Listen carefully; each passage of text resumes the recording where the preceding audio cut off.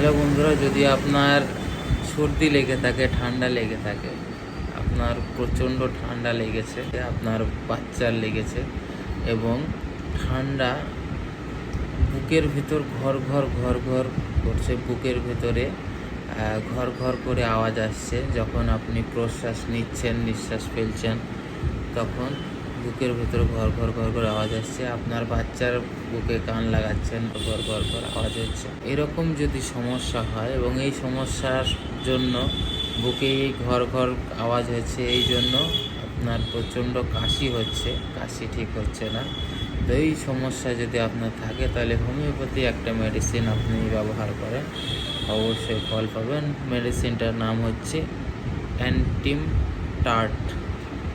অ্যান্টিমটার্ট 6 বা 30 পোটেন্সিতে 2 ফোঁটা করে ডাইরেক্ট জিভে দিনে 3 থেকে 4 বার নিতে পারেন। যদি বাচ্চা হয়, অ্যান্টিমটার্ট 6 1 ফোঁটা 1 চামচ জলে 1 ফোঁটা দিয়ে জলটা খাইয়ে দেবেন, তো আপনার সমস্যার সমাধান হয়ে যাবে।